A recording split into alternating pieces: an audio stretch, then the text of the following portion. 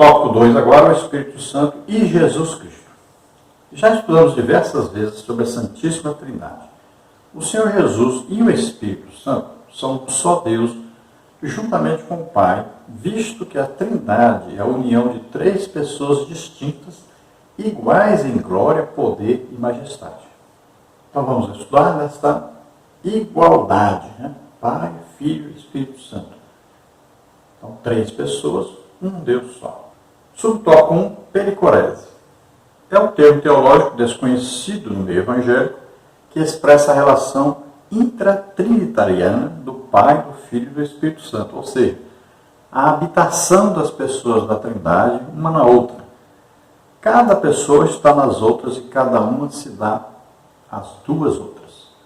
A intimidade entre o Filho e o Espírito Santo se dá nesses termos e é eterna. Jesus fala desse relacionamento desde antes que o mundo existisse, João 17,5.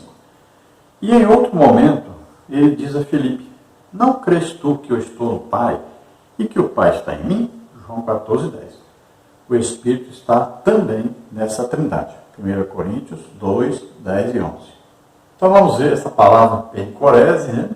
Palavra nova, que não é usada no meio evangélico, porque não deve ser usada mesmo, né? Porque ela tem um significado que não condiz com a realidade da Trindade. Então é apenas uma ideia, né? E essa ideia foi aí dada por um católico romano que não tem realmente a revelação do Espírito Santo sobre as coisas de Deus. Então vamos ver o que significa pericorese e vamos ver aí como ela foi usada, né, na antiguidade. Então pericorese é um termo grego encontrado pela primeira vez na literatura patrística das obras de Gregório de Nazianzo. Ele foi um dos grandes defensores da doutrina da Trindade. Aí você vê a palavra pericorese, vê a original. Pericoreses é um termo grego que descreve uma dança de roda, características das crianças em momento de brincadeiras. Peri, que significa movimento circular, coré, que significa dança, coreografia, e eses, que é um sufixo usado para formar palavras de ação ou processo. Assim, pericorese, então, era a palavra para o nome de uma dança tradicional em que um grupo de pessoas, geralmente crianças, dançava de maneira circular, de mãos dadas. Uma criança ficava no meio, enquanto as outras de mãos dadas ficavam girando ao seu redor em círculo. Em certo momento, a criança que estava no meio vinha para a roda e alguma da roda vinha para o meio. Então veja que essa palavra, na verdade, né, essa dança das crianças aí, ficavam no meio, ela saía do meio e entrava a outro lugar. Então, foi usado isso aí para explicar a Trindade, mas, na verdade, não explica a Trindade, né? Se nós compreendemos bem que é a Trindade, nós sabemos que sempre o Pai, Filho e Espírito Santo agem juntamente, né? Não tem jeito de separar Pai, Filho e Espírito Santo. Já a dança das crianças era uma criança que ficava no meio, ela saía e outra que estava à roda entrava no lugar dela. Então, aí seria explicar que quando Deus faz uma coisa, uma pessoa vai lá e faz, e o Pai e o Filho, por exemplo, ficam fora, o Espírito Santo faz. Aí depois o Filho faz, e o Pai e o Espírito Santo ficam fora. Está errado isso. Né? Então é uma maneira até de criança mesmo, de entender as coisas, né? Então não vamos usar essa palavra, preferimos não usar, que achamos que não condiz com a realidade bíblica, não condiz com a verdade bíblica. Então para nós fica bem simples, né, ouvindo Jesus falar que ele está no Pai, o Pai está nele, aí o Espírito Santo está em Jesus, Jesus está no Espírito Santo, o Pai está no Espírito Santo, o Espírito Santo está no Pai.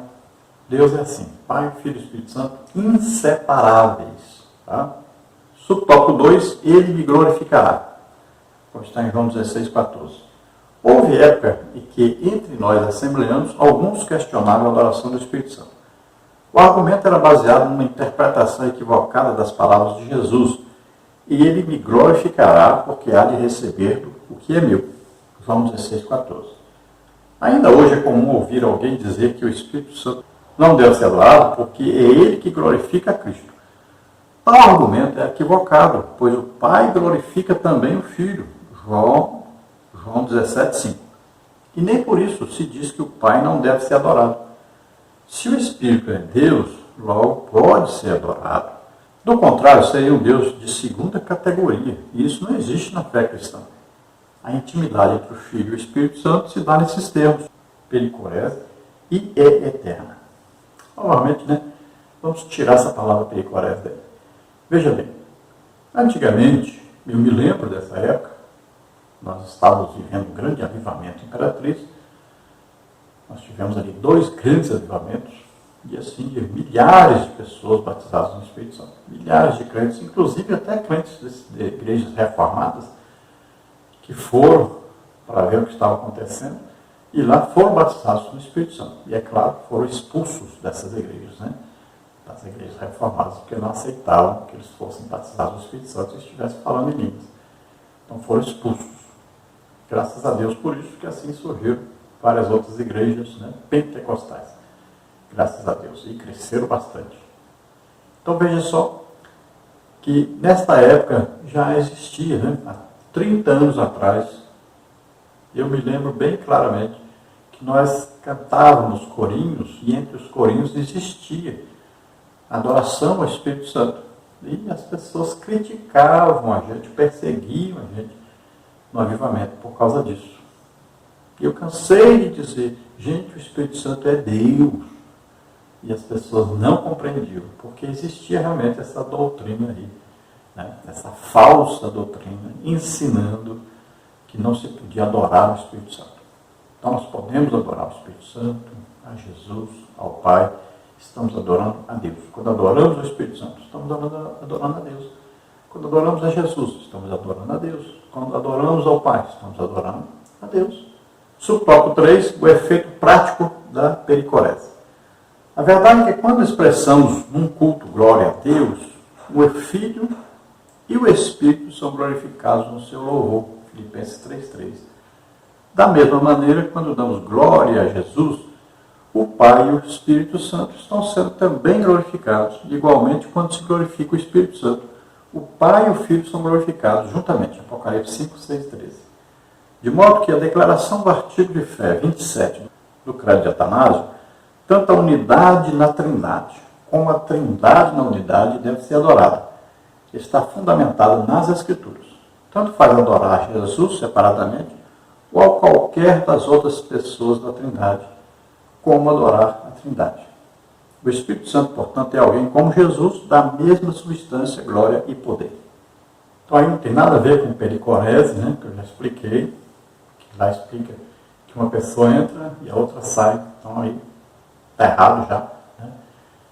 Então aí nós devemos entender que nós adoramos a Deus. Tanto faz colocar aí Espírito Santo, Jesus, o Pai, tanto faz. Nós adoramos a Deus. Eles não têm ciúme, essas pessoas não têm ciúme uma da outra não, porque são inseparáveis. Nenhum deles quer uma coisa que o outro não queira. Nenhum faz uma coisa sem que os outros estejam fazendo. Então não existe como separar Pai, Filho e Espírito Santo. Então se nós adoramos ao Espírito Santo, estamos adorando a Deus.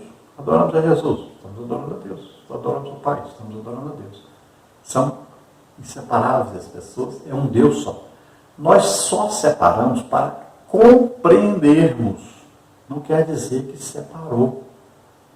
Então, entenda isso, tá? Subtópico 4, consubstancial com o Filho. Consubstancial quer dizer da mesma substância. O Senhor Jesus prometeu enviar o Consolador e o identifica com o Espírito Santo. Mas aquele Consolador, o Espírito Santo, que o Pai enviará em meu nome, versículo 26. O Filho é consubstancial com o Pai, João 10, 30. Da mesma forma que o Espírito é consubstancial com o Filho, Romanos 8, 9. Jesus diz que o Pai vos dará outro Consolador, versículo 16. A palavra outro em grego, empregada nessa passagem, significa ser alguém da mesma natureza, da mesma espécie, da mesma qualidade. O Espírito Santo, portanto, é alguém como Jesus, da mesma substância, glória e poder. Então o Espírito Santo é consubstancial com o Filho, Jesus Cristo. E também com o Pai. Veja bem, a mesma substância, um Deus só, não tem como separar. Veja bem, quando Jesus estava aqui na terra, como homem, Quer dizer que Jesus não estava no céu? Veja bem, procure entender. Para você entender isso bem claramente, quer ver? O Espírito Santo, a Bíblia diz que ele habita em nós. Quer dizer que ele não está no céu? Pense direitinho. Que coisa aí tão simples, tão fácil, né? Tem gente que diz que Jesus quando estava na terra, pronto, é só Jesus, ele é homem só, não era Deus não, deixou de ser Deus. Veja só, não existe isso. Deus é Pai, Filho e Espírito Santo, não tem como separar as pessoas. Então ele estava ao mesmo tempo na terra e continuava ao mesmo tempo no céu. Ele é Deus. Ele pode estar em várias partes ao mesmo tempo. Assim como o Espírito Santo está dentro de nós. Está. Mas está no céu? Claro. O mundo inteiro? O mundo inteiro. Veja só, Deus é onipresente, está presente em toda parte ao mesmo tempo. Então você, agora dá para entender direitinho, dá?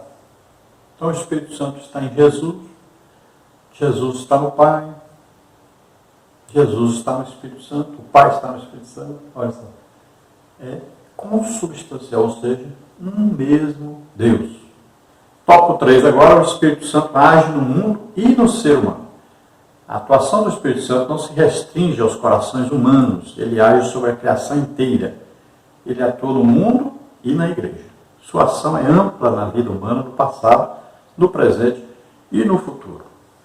Então, aqui, olha bem, o Espírito Santo, ele age em tudo, em todas as coisas, em tudo que existe. Ele está presente. Então, não vá pensar que ele está aqui dentro de nós e agora não está mais no céu, não está em outra parte, não está cuidando de mais nada. Não. Ele é Deus. Deus está presente em toda parte ao mesmo tempo. Vamos ver no subtópico 1, então, no mundo. Sua atuação é visível, a começar pela criação e preservação do planeta Terra. Veja aí Gênesis 1, 2. E o Espírito de Deus se movia sobre a face das águas. A ação dele não ficou somente na ordem cósmica do universo. Ele continua como mantenedor e preservador de todas as coisas. Envias o teu Espírito e são criados, e assim renovas a face da terra. Salmo 104, 30. A atuação do Espírito acontece também nas coisas naturais do dia a dia, e nem por isso deixa de ser uma ação milagrosa, como um acerto médico num diagnóstico complicado, uma aprovação num concurso concorrido, uma promoção de cargo da empresa, entre outros. Então veja só que o Espírito Santo atua desde a criação, antes da fundação do mundo. Ele atua em tudo, está presente em tudo. Deus sempre existiu. Não existe aí princípio de Deus, não existe princípio da existência do Espírito Santo. Ele é Deus. Veja só. É fácil entender. Olha, ele está presente em toda parte, fazendo tudo que Deus faz em toda parte, ele está presente. Então não se limita a um lugar, a uma ação. Não. Não existe nada que Deus faça sem a presença do Espírito Santo, porque o poder para se fazer qualquer coisa está no Espírito Santo. Por isso que você vai ver na Bíblia Jesus guiado pelo Espírito Santo, Jesus cheio do Espírito Santo. Como? Ele é Deus. Mas olha só, sem o Espírito Santo, Jesus não poderia fazer nenhum milagre. Então nós vemos, olha, o Pai, o Filho, para criar a terra. E lá estava o quê? O Espírito Santo. Porque Deus planejou. Quem executou? O Verbo, Jesus. Quem deu o poder para executar isso? O Espírito Santo. Olha aí, os três, mas é só para nós entendermos que se separam. É Deus, um só Deus. Então, planeja, executa, dá o poder para fazer, para executar.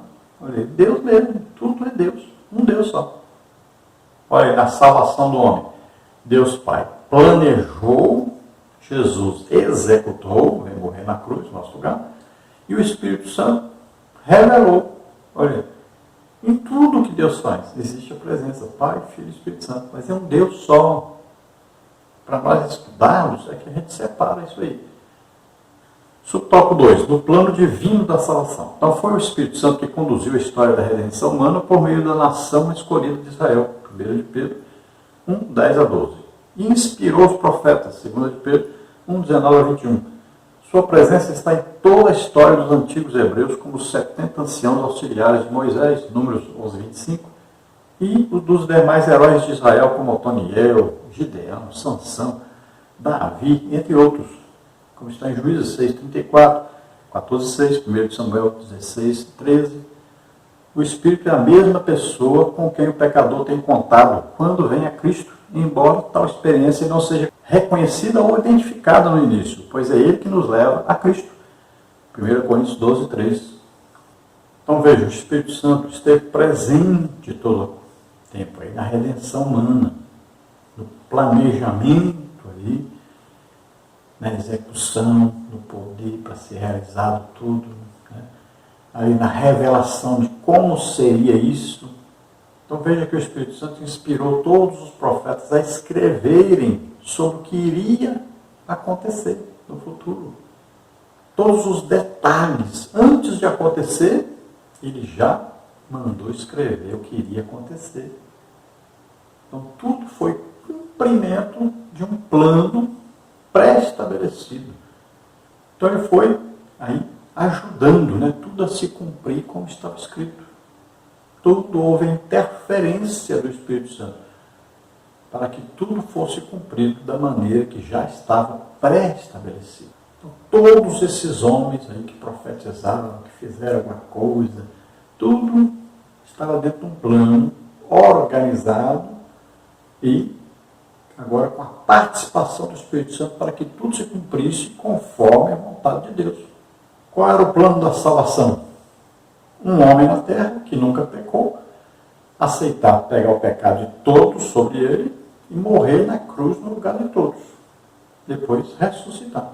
Esse era o plano. Não havia ninguém na terra que nunca pecou. Então Deus vem à terra através de Jesus Cristo, que nasce na terra como homem, vive como homem, leva os pecados nossos sobre ele, dores, enfermidades, né, doenças, aí, maldições, tudo que era contrário a nós, nossos pecados, leva sobre ele.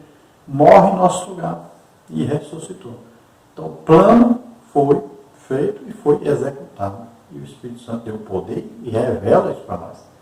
Vamos aí no último tópico da lição, subtópico 3, na vida humana. O Novo Testamento registra o início da dispensação da plenitude do Espírito, e essa nova era começou com a descida do Espírito Santo no dia de Pentecostes, Atos 2, de 1 a 8. Essa descida foi para que ele ficasse conosco para sempre. Foi promessa de Jesus para a dispensação da igreja, João 14, 16. Nos dias atuais, o Espírito continua atuando na vida dos crentes. Isso pode ser visto por meio do fruto do Espírito, Gálatas 5, 22, e das manifestações dos dons espirituais, 1 Coríntios 12, 4 a 11. Então veja, assim como houve uma participação maior na vida humana, no Antigo Testamento, do Pai, depois teve uma participação especial do próprio Jesus Cristo, né, na terra, depois vem o quê? A participação do Espírito Santo. Então Jesus diz que o Pai envia o Espírito Santo em seu nome e ele vem para morar na igreja, fazer habitação. Joel capítulo 2 faz aí uma previsão do derramamento do Espírito Santo que nós conhecemos como duas etapas. Primeiro para a igreja e depois no milênio. Nós vamos ver mais detalhes sobre isso depois. Então o que é importante sabermos que Jesus diz que o Pai enviaria o Espírito Santo, um outro Consolador, que ficaria no lugar de Jesus, conosco, para sempre. Então o Espírito Santo vem morar em nós. Não quer dizer que ele deixou de estar com Deus, de estar no céu. Não. Ele está em todo tempo. Ele está em toda parte ao mesmo tempo. Então ele vem morar em nós. E como nós podemos provar que o Espírito Santo está conosco? Como é que nós podemos provar que ele está em ação? Então é simples, né? Então ele vem na regeneração, ele vem ajudando, né, o ser humano para poder ser salvo, vem revelando o Evangelho. Ele vem para capacitar o crente para pregar a palavra de Deus, né? Primeiro nós somos selados, recebemos o Espírito Santo, depois somos batizados no Espírito Santo, falamos em línguas, né? O Espírito Santo fala através de nós. Depois, os dons do Espírito Santo, que são aí capacitações para nós pregarmos o Evangelho, para a igreja ser edificada, né? Exortada, consolada, para crescer, desenvolver. Então ele está presente todo o tempo conosco. E nós vamos ver, vamos estudar mais detalhadamente sobre isso, né? O fruto do Espírito. O fruto é do Espírito, não é nosso. Então, à medida que nós vamos dando lugar ao Espírito Santo, ele vai transformando a nossa vida. Então, a santificação, por exemplo, no dia que aceitamos Jesus, somos santos. Mas existe um processo de santificação, né? Cada dia vamos santificando mais. E existe a santificação, que é eterna depois que nós somos arrebatados. Aí pronto, não existe mais esse corpo com as suas intenções malignas mais, né, para atrapalhar. E é a santificação perfeita e eterna. Então tudo isso é feito pelo Espírito Santo, essa santificação. Por isso o Espírito é santo. E existe também o que? As manifestações dos dons do Espírito Santo, que nós vamos estudar detalhadamente, as capacitações para os crentes fazerem uma grande obra para Deus. Vamos estudar bem detalhado sobre isso também. Conclusão, as informações sobre o Espírito Santo são abundantes, procuramos apresentar um estudo conciso e compreensível. Os pontos principais da doutrina pentecostal são temas das lições que se seguem. É importante, por enquanto, saber que o estudo sobre o pentecostalismo é o estudo sobre o Espírito Santo. E estudar o Espírito é estudar sobre Deus e o seu relacionamento conosco em Cristo. Então é importante sabermos que nós vamos estudar aí um resumo, né, sobre o Espírito Santo. Quando falamos que nós somos pentecostais, quer dizer que nós temos intimidade com o Espírito Santo e deixamos que o Espírito Santo nos use na obra de Deus. Então vivemos na prática dessa vida com o Espírito Santo morando em nós. É evidente que nós não podemos estudar tudo sobre o Espírito Santo, mas vamos ver aí um resumo durante o trimestre, né, sobre o Espírito Santo e sobre a sua ação através da igreja. Então temos aí mais 12 lições que durante o trimestre nós vamos vendo aos poucos. Vamos aprendendo bastante coisa sobre isso. Existem lições antigas sobre isso, você deve procurar e tudo que você puder ler sobre isso, melhor compreensão você ter. Vamos orar agora. Se você ouvindo, assistindo, deseja entregar sua vida totalmente para Deus, deseja aceitar Jesus como único Salvador e Senhor, vamos orar juntos agora. E você receberá o Espírito Santo que vem morar agora em você. Vamos orar. Depois estaremos orando por quem está aí doente, enfermo. Vamos orar. Pai querido, te apresentamos essas vidas que se chegam a Ti agora, arrependidos de seus pecados, que se entregam totalmente a Ti. Concede a eles, Senhor, o Espírito Santo, que vai guiá-los daqui para frente, guiá-los a conhecer mais sobre Ti, Senhor. Oh Pai, em nome de Jesus, escreve seus nomes no livro da vida, ajuda-os a conhecer a Jesus Cristo. Abençoa, Senhor, cada um que se chega a Ti agora, em nome de Jesus. Pai, aqueles que estão doentes, enfermos, eu exijo agora que solta a enfermidade, solta a doença em nome de Jesus. Vem sobre eles, Senhor, vem sobre eles, com Teu poder, vem sobre eles, libertando, curando agora. Solta em nome de Jesus, eu ministro sobre eles a Tua cura, Senhor. Covid-19, solta agora em nome de Jesus. Pulmões sejam refeitos em nome de Jesus, órgãos sejam refeitos em nome de Jesus. Toda doença, toda enfermidade, solta em nome de Jesus. Agora em nome de Jesus. Glória a Deus. Aleluia.